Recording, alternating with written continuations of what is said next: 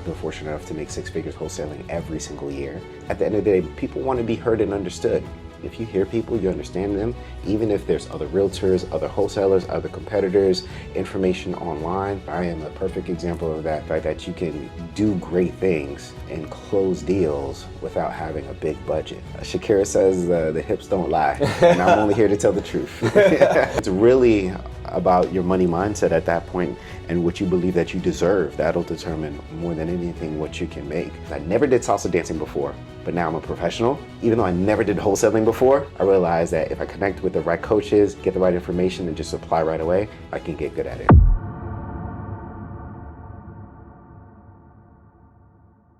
So we're back in another episode of the Ariapreneurs podcast, and this time I had my good friend and our client, Watson. What's going on, brother? Man, it's a pleasure to be here and meet you in person.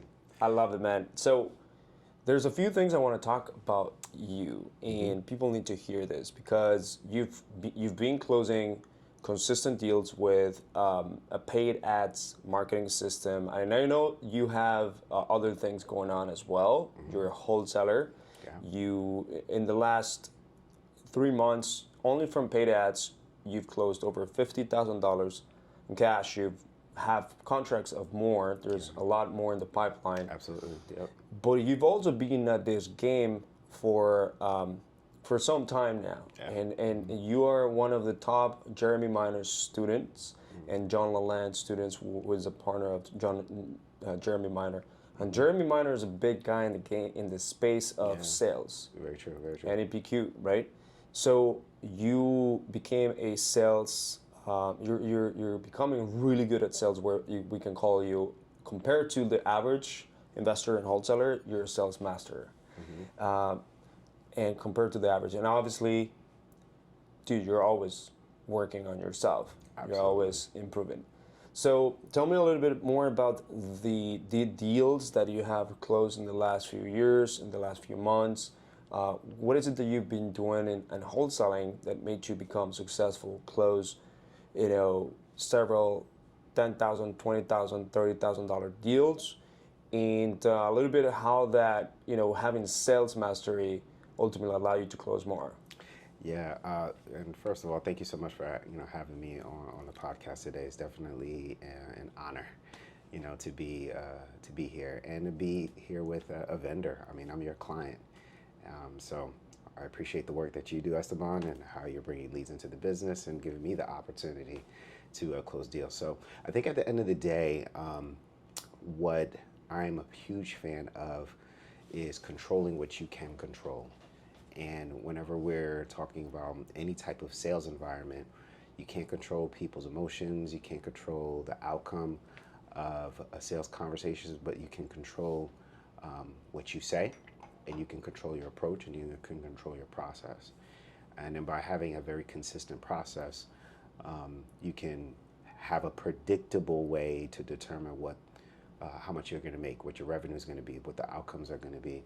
So from a very earlier on in my sales career, I started off when I started selling credit cards in the airport, insurance, selling energy, supply services.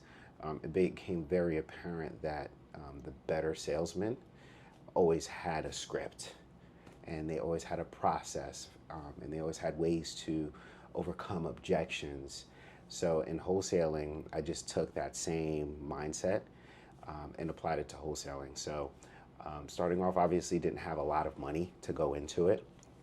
I started off in November 2020, full-time after getting laid off of my business banking job. And knowing that I didn't have too much money to put into it, I just really focused on having the best possible conversations with sellers. And I think that is the foundation of all the success that I've had. I mean, over the last, 5 years, it's about to be 5 years in a couple months, I've been fortunate enough to make six figures wholesaling every single year. Last year, making over $200,000, cracking that for the first time, closing over 20 deals. But even with that, I still knew that there was another level, because most of the scripts and most of the processes that I've learned was either on YouTube or other programs that sounded like every other program. And that's when really going into Jeremy Miner's seven Like the common thing is, cover motivation, cover time frame, condition of the property, And price. and then price. Yeah. It's called the 4 pillars. And if you don't have a sales process, that is a good foundation to start.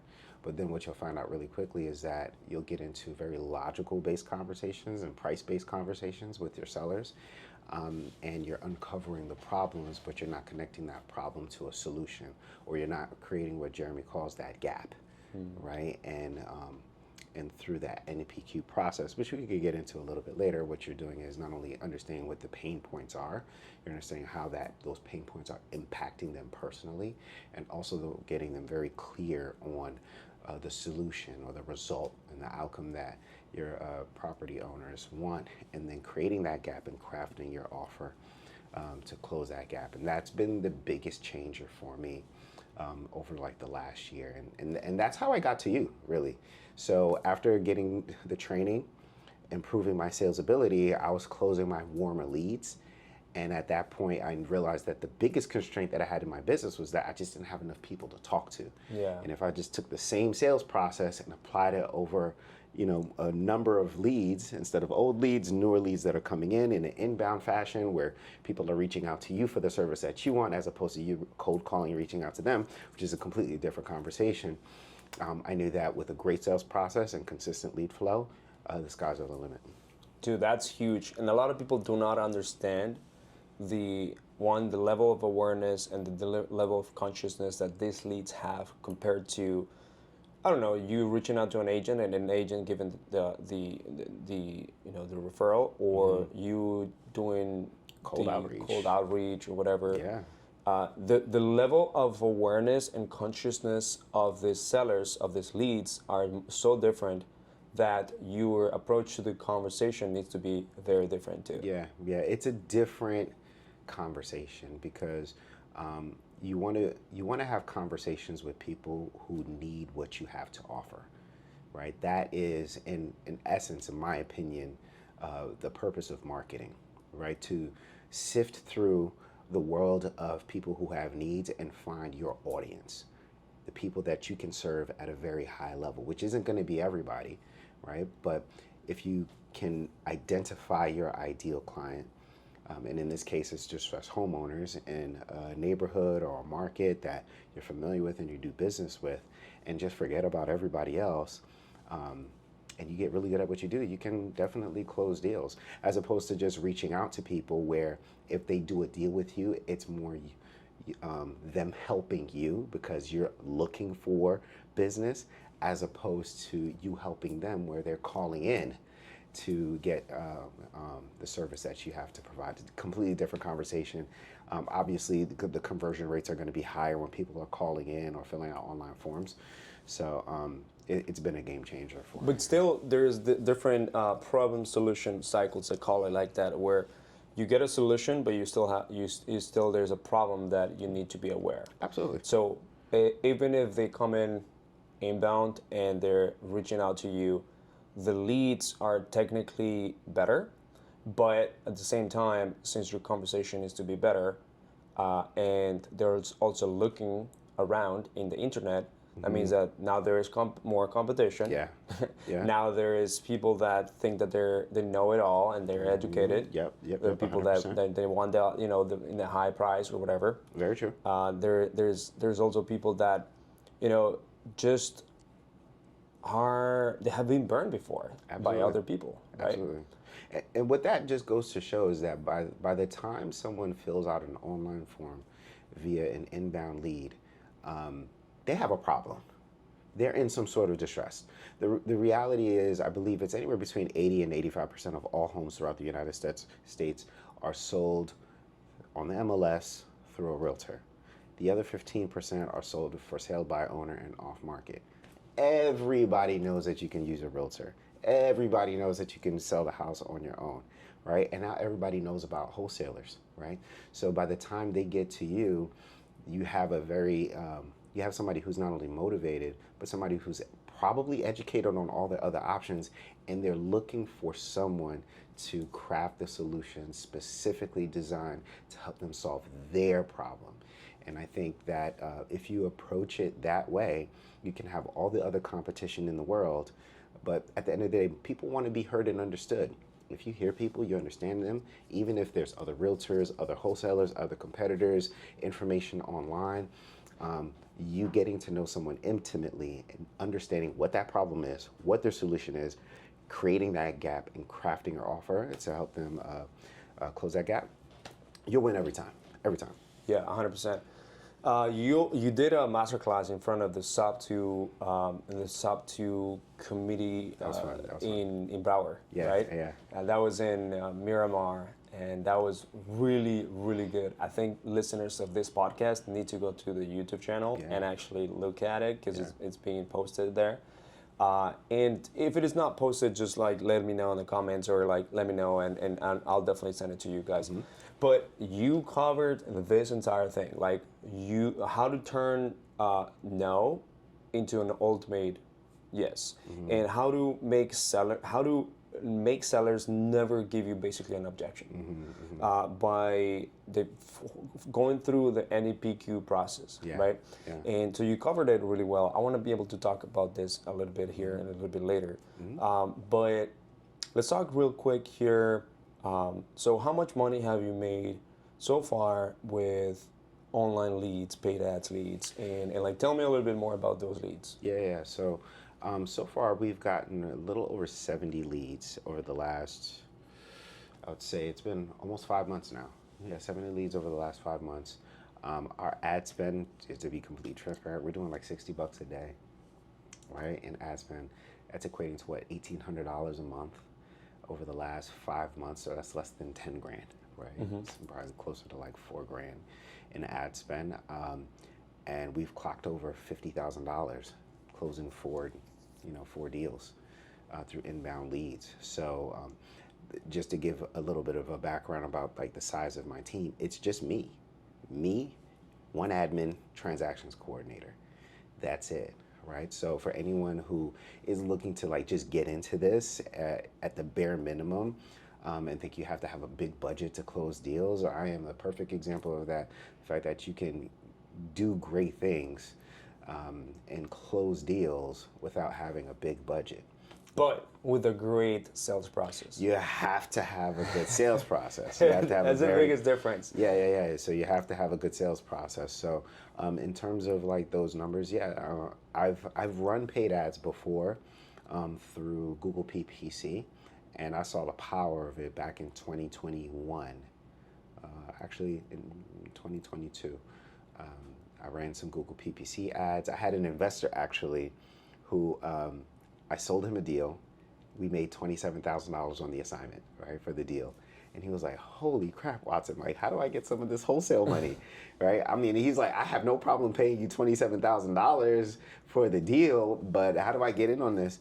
And we worked it out where I started doing Google PPC and he would be the investor investing in the Google PPC campaign. So it was no money out of my pocket. And that was my first taste of it, actually closing deals from inbound leads. After a while, the investor decided, instead he wanted to move his money and invest in other real estate things. So we cut that campaign. But going into hustle media, I already knew the power of it.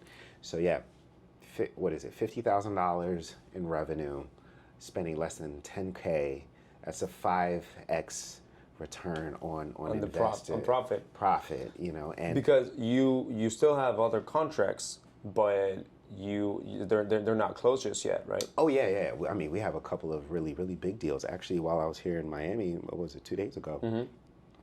One of the hustle media leads that came in, I went to see the property, made an offer, followed up a couple times, and literally while I was here, she called me back and said, hey, what's our next steps? Locked the deal up for $51,000, and I already have it and a buyer in for $79,000. Dude, that's 20, huge. Yeah, 28 grand. I mean, and we're in like Philadelphia, which is a tough market for to actually do transaction coordination.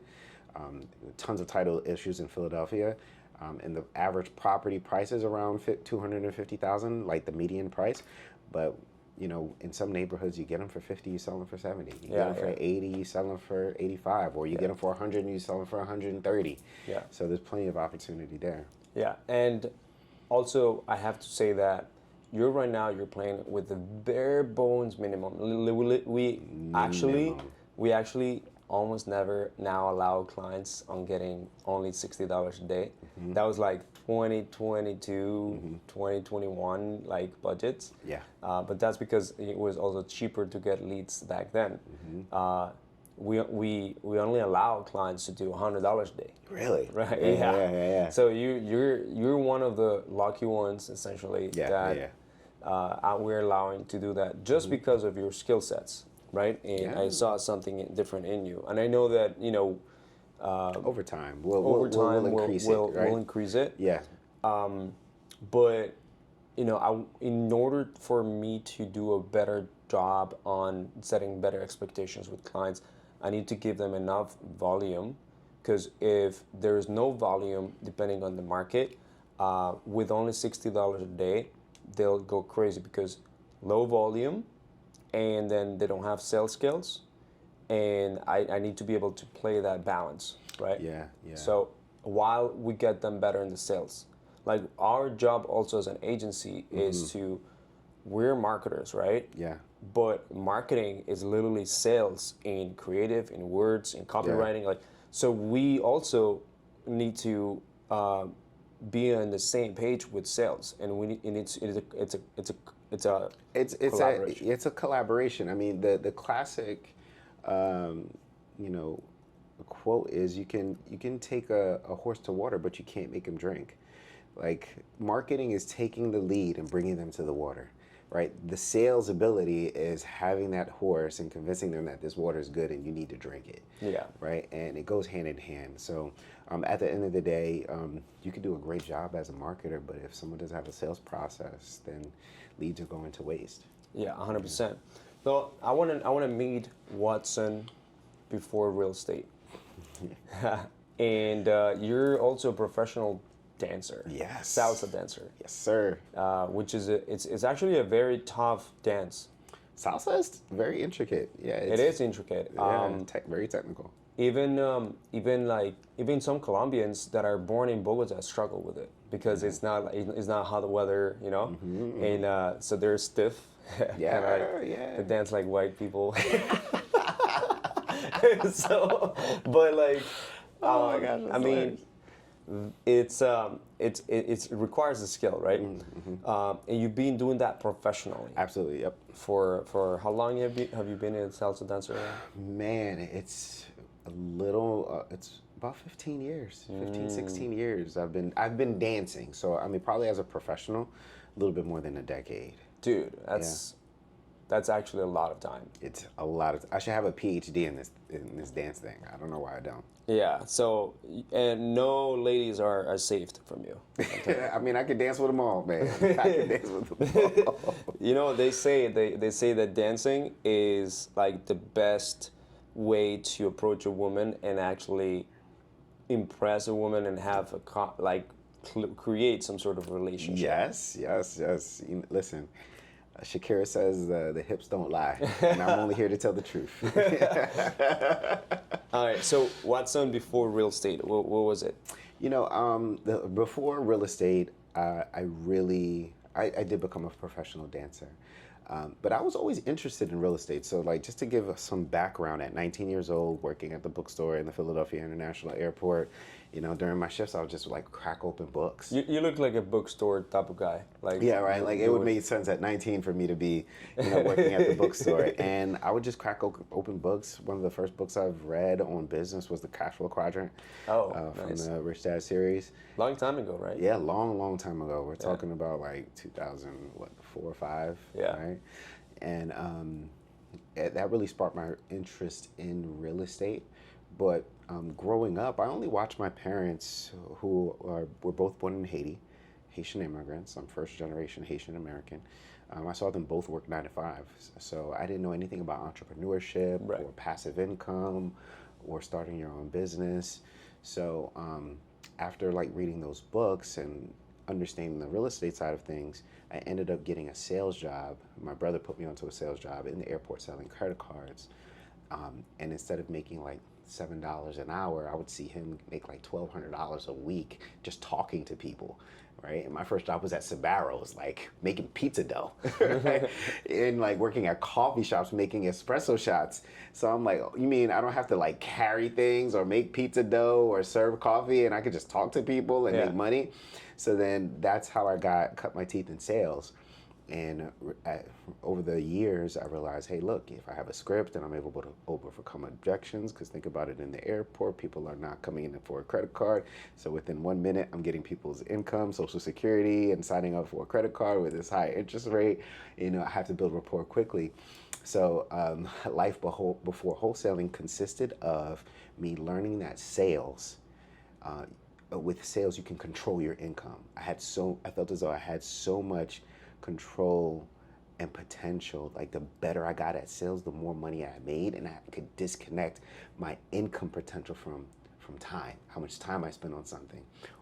If I had better conversations with people, I would make more money. And then, you know, the salsa dancing came along with that. So I was in sales and I'm dancing. And that was pretty much my life, between credit card sales, energy sales, working in banking, you know, for a couple of really big financial institutions as a relationship manager, business banker, and really crafting a career around connecting with people, being a better communicator to influence people to make decisions that improve their lives and their situations. So because of sales, you've always made six figures every year. Well, I mean, when I was full-time in sales, and that's part of the reason why I even got into wholesaling, because working for a bank or working for these credit card companies, your income was capped. And wholesaling, you know, it is what it is. You make what you want. Yeah. Right? So if I negotiate a deal, if there's equity in the deal and there's no mortgage on the property, if you find your client's needs, you can make $10,000 or $20,000 or $30,000. It's really about your money mindset at that point and what you believe that you deserve. That'll determine more than anything what you can make. So, you know, there was the sales piece, you know, prior to wholesaling that I brought into wholesaling. But I'm a salsa dancer, and there was something very significant about me being a salsa dancer outside of like just shaking my hips at the club, right? But it really helped out my wholesaling because salsa dancing taught me how to learn. Right? And I never danced a day in my life before salsa dancing in my early 20s. And I realized really quick that if I take lessons and I put myself out there and I'm in front of, and I take what I learned and apply it right away. I would go to class on a Wednesday evening, and on Wednesday night, I would go to the club and I'd practice what I learned. And I took that same mindset, understanding that, hey, look, I've never done wholesaling before, but if I take this workshop, if I watch this YouTube video, if I enroll in this course, if I, you know, have this coach, I can just take everything that I've learned. And because I never did salsa dancing before, but now I'm a professional, even though I never did wholesaling before, I realized that if I connect with the right coaches, get the right information, and just apply right away, I can get good at it, which is what I did. Who were your first coaches or the coaches that you've had in wholesaling? In wholesaling, so I started off with my local real estate investment association. It's called the Better Than Success Real Estate League in Philadelphia. And, you know, I'm a firm believer that in order to get success, you have to connect with the people who are actually doing business in your market. So find the people that are one step ahead of you, right? Or several steps ahead of you, connect with them, get their expertise, and just apply what they do. So through the Better Than Success Real Estate League, there's a OG wholesaler. His name is Jabbar Fairweather. I learned a lot from him. They actually had a course, like a 1-month course that I took.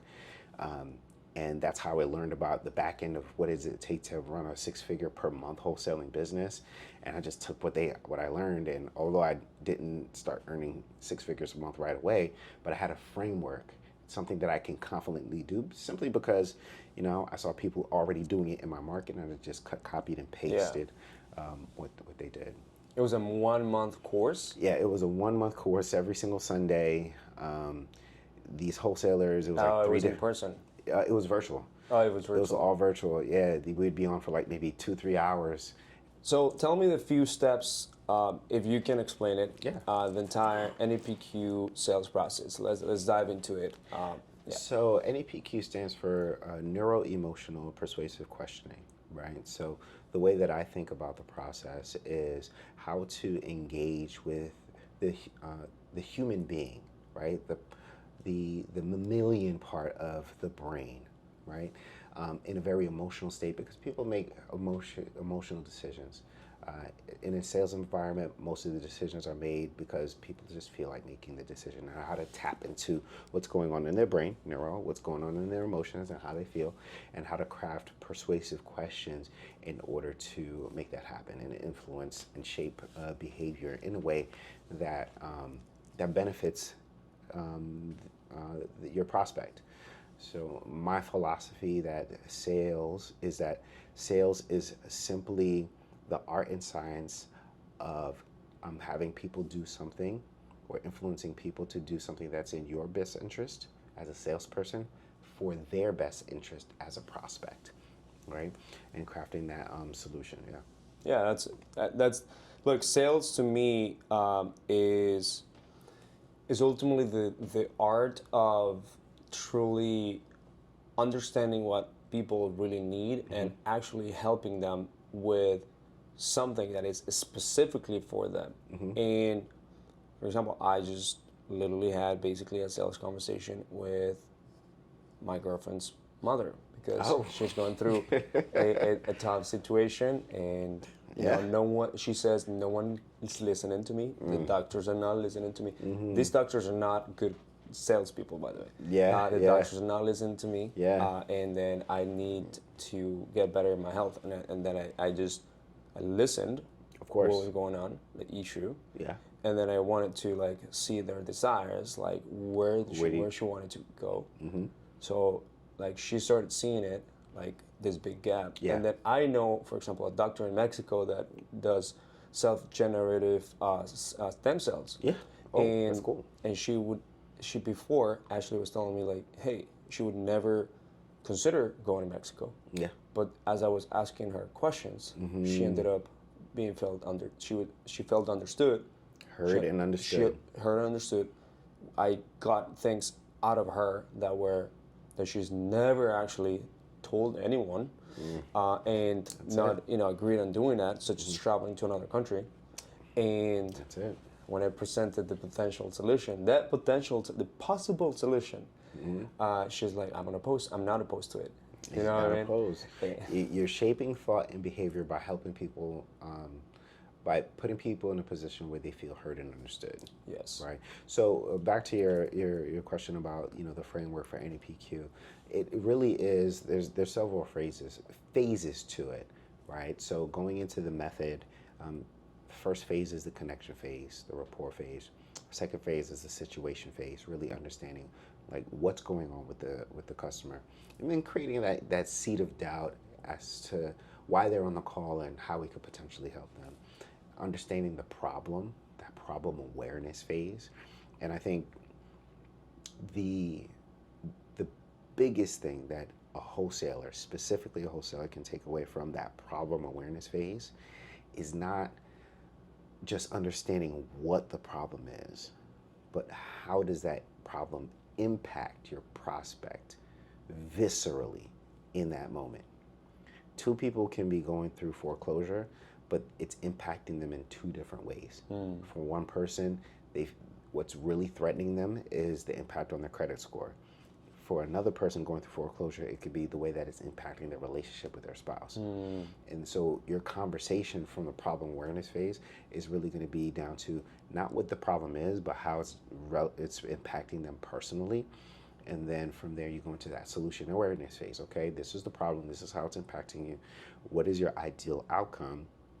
And in the solution awareness phase, we're really creating clarity of what life looks like when they get the outcome and the result that they're looking for, getting them excited about that. The one phrase that comes up a lot of times during our coaching calls with John is future pacing, right?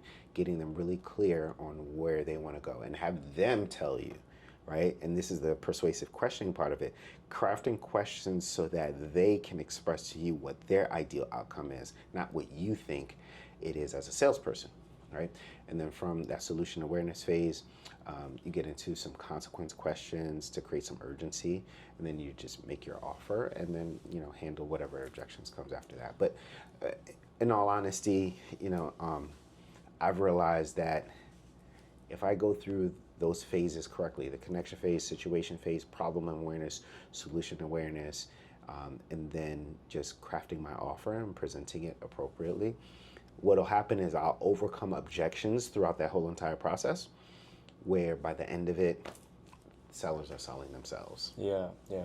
Look at this quote right here. I was actually having a conversation with Sales GPT. There's a Sales GPT? Well, I think you can find it, but I created my own GPT. Oh, shoot. I uploaded everything that I could from different people, like from Jeremy Miner, from Colin Gordon, from Jordan Belfort, and I also told them like go and understand their methods and them.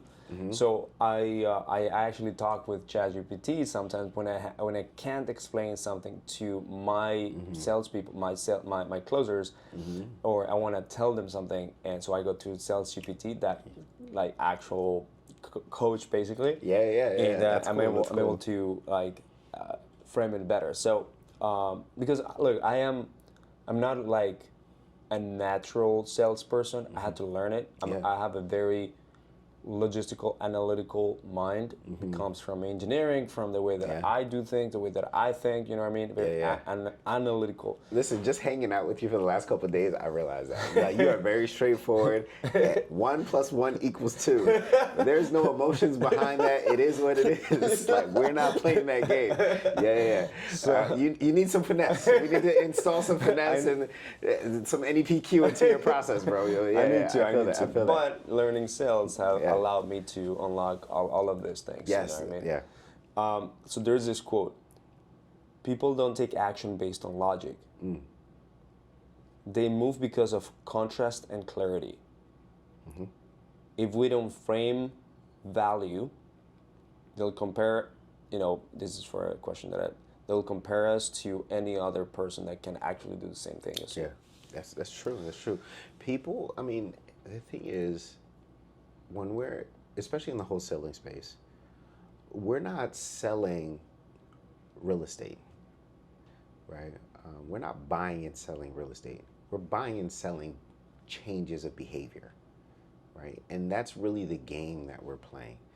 We're playing the game of influence, right? And people make changes in their life, and I believe it's Cody Sanchez or Alex Hormozy, pick your influencer. They've all have said this, that people will make a change when the pain of staying the same supersedes the pain of making that change, right?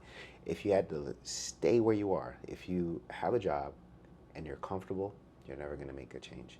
But if the pain of staying in that job is so real and so visceral that then you'll be willing to withstand whatever challenges come with making that change in order for you to change your situation. And that's really what we have to do. And that's what, Sales GPT is telling you, is that we have present clarity, right? And we present our offer in a way where we influence people to make a change, right? That's really the game that we're playing, the game of change. Yeah, dude, that's super huge. What do you think are one of the biggest mindset things that a lot of wholesalers, that they need to know that this is a marketing and sales game, right? It's a marketing and sales game. The more I get into wholesale real estate and real estate investing in general, the more I realize that the amount of money that you make is based on your ability to maintain and grow relationships, right? Not just with your sellers, but with your investors, your buyers, your vendors, the people that you do business with, your lead generation company. So we're not in the real estate business, we're in the people business, for real. Oh yeah, 100%. And then whenever you're growing, you gotta hire, so it's a bit more. Absolutely. Then right? you got to be a leader. Yeah, absolutely. So, what do you believe? What do you think that some of the things that make wholesalers get stuck in sales, like mindset things, that don't allow them to close more deals, to grow, Yeah. actually like don't maximize the leads that they're getting? What are the few things that you know that is keeping them stuck? Yeah, the first thing that comes to mind is having conversations with sellers where you're creating a price-based thinking conversation as opposed to a results-based thinking conversation. So many times wholesalers will get on the phone and they're crafting their offer based on condition, right? Tell me about the bathroom, tell me about the roof. Uh, and and by having a very logical based conversation, it really restricts you from understanding what your prospect situation is, and it really keeps you from building that gap. And again, that's the game changer for me specifically, because I've always been good at finding out what the problem is, and then through NEPQ, I really dialed in on figuring out what that impact is on a daily basis, but then it's creating the solution to it. That's the biggest big game changer. So I think most wholesalers focus on the problem, they focus on the price, they focus on the motivation, but they don't create that gap and have a conversation with the seller to help them feel heard and understood and allow their offer to be the solution to that problem. So instead of saying, hey, look, I'll give you $200,000 for the house, well, based on our conversation, we'll offer you $120,000 so that you can put down that 3.5% on that property in Delaware that'll help you move closer to your family in Georgia. And that's the difference. $200,000 for the house, that's property and price-based thinking. But $120,000 so you can spend more time with the people that you love, right? And we'll get you a moving truck, and we'll close in your time frame, and crafting that offer that's really geared to help them in their specific situation. I think most wholesalers are not having that conversation. They're having the $200,000 for your property conversation. Yeah. I see that a lot, man, and so a lot of, for example, ex-clients that obviously are not here anymore, or they just decided to like stay the most minimum amount. They go through these things. They are not able to overcome. It's a lot of paradigm shifts that they need to do. Yeah. That they're unlocked based on ultimately believing and changing a behavior towards those specific things and acquiring that skill. Yeah. In sales, because that's what's going to, at the end of the day, close more deals and help the seller. Yeah. I think a lot. The second response I can say to your question is that most wholesalers are playing a numbers game. They want to get in front of as many people as possible, just wing it, and the problem with playing the numbers game is that you're gonna get results. You're gonna get the laydowns. Yeah, You're gonna get the dangerous game too. It's a dangerous game because you're gonna think what you're doing is actually working. Yeah. Where if you're generating inbound leads and people are calling in and filling out forms to sell their property, some people are just in a position where it's who's ever up first. Whoever makes the first offer, that's who they're going to go with. You don't even have to have a sales process to close deals as a wholesaler. So I think a lot of wholesalers fall into the trap where they get a deal under contract. They didn't have a script. They don't have a sales process. They don't have coaching. And then they say, okay, well, this is what I'm just going to do to continue to get deals. And then they either only get the laydowns and they don't have the staying power because they don't have a system in place to not only get leads but close deals. And I think the other challenge that they have is that they don't know where they are in their sales process. So I know I sound like a broken record and like I'm preaching the NEPQ gospel here, right? That's what it sounds like. But one of the biggest things that I can take away from it is I always know where I am at with a prospect. So even when the process says no, or when they say I need to think about it, or I need to speak to my spouse, I may not have a response in that moment, but I know why I got there. I know how I could have had a better conversation in the beginning to avoid that objection.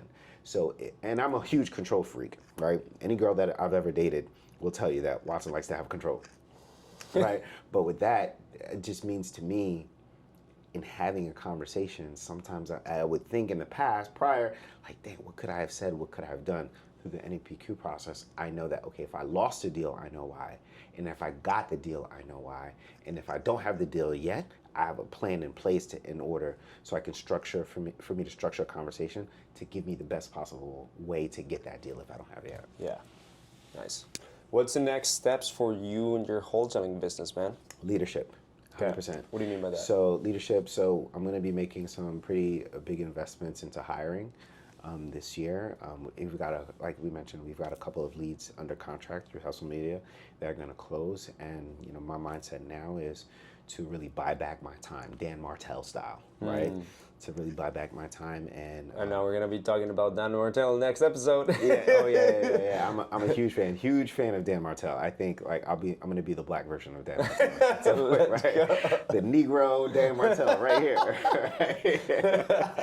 Right? But yeah, leadership is my next level, right? And really crafting an ecosystem within my business where I can bring people in and have my dreams be so big that their dreams can fit into it when they come into my organization. So I think right now I'm doing the right thing and really improving my sales ability and improving my ability to negotiate and getting that skill set, which will bring in capital, right? And the capital that I'll use, I'll invest it in systems, processes, and my next level in my business is people.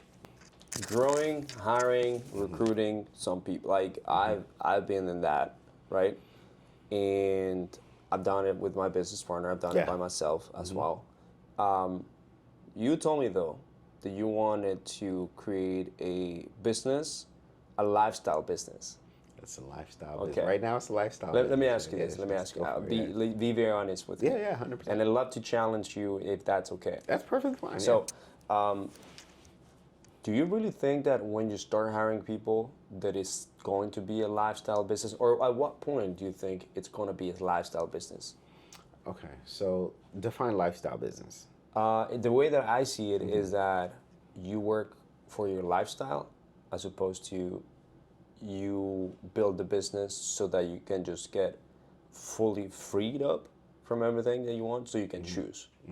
So lifestyle business to me is like you work towards getting lifestyle. Yeah. That's your end goal. Yeah. Non-lifestyle business is for you to change lives or build this business that is going to be automated, and you take the freedom, time freedom, location freedom, financial freedom to do whatever you want. If you want to keep growing it, keep growing it. But if you want to like not work too much per week, that's okay too, because you have automated it. Yeah. So for me, I want to create a business that works without me having to be present at the end of the day, right? So that is the end game for me when it comes to wholesale real estate.